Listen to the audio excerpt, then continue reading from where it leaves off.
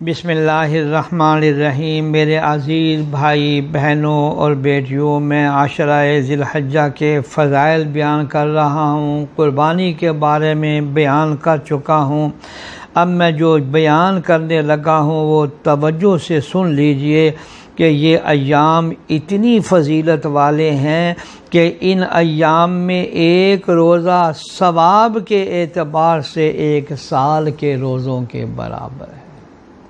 یعنی 9 روزے رکھیں تو 9 سال کے برابر اللہ جل شانہ ثواب عطا فرماتے ہیں، اور 1 رات کی عبادت اللہ اکبر شب قدر کی عبادت کے برابر ہے۔ اور اس سے اس بات کی طرف اشارہ کر دیا کہ ایک مسلمان جتنے بھی ان دنوں میں نیک اعمال اور عبادات کر سکتا ہے وہ ضرور کرے۔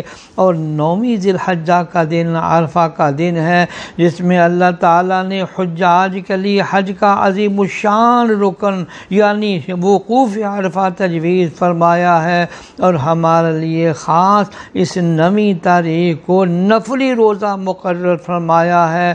اور اس روزے کے بارے میں نبی کریم صلی اللہ علیہ وسلم نے ارشاد فرمایا کہ عرفے کے دن جو شخص روزہ رکھے تو مجھے اللہ تبارک و تعالیٰ کی ذات سے یہ امید ہے کہ اس کے 1 سال پہلے اور 1 سال بعد کے گناہوں کا کفارہ ہو جائے گا۔ عشرہ ذی الحجہ میں سے ہر دن کا روزہ 1 سال کے روزوں کے برابر ہے، اور اس کی ہر رات کی عبادت شب قدر کی عبادت کے برابر ہے۔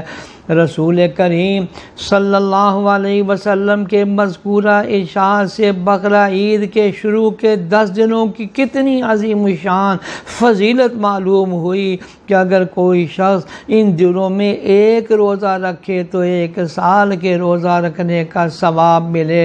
حضرت قتادہ رضی اللہ تعالی عنہ سے روایت ہے کہ فرمایا محبوب رب العالمین صلی اللہ علیہ وسلم نے کہ بقرہ عید کی 9ویں تاریخ کے روزے کے بارے میں اللہ پاک سے پختہ امید رکھتا ہوں کہ وہ اس کی وجہ سے 1 سال پہلے اور 1 سال بعد کے گناہوں کا کفارہ فرما دیں گے۔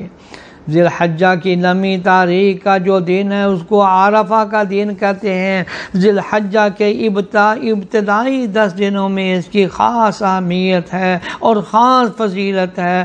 اس دن کا روزہ رکھنے سے اگلے اور پچھلے 1 سال کے گناہ صغیرہ معاف ہو جاتے ہیں۔ لہذا اس فضیلت کو حاصل کرنے کے لیے میں اپنے آپ سے اپنے تمام بھائی بہنوں سے درخواست کرتا ہوں اس دن کا نفل روزہ کرنا چاہیے۔ اللہ ہم سبوں کو توفیق عطا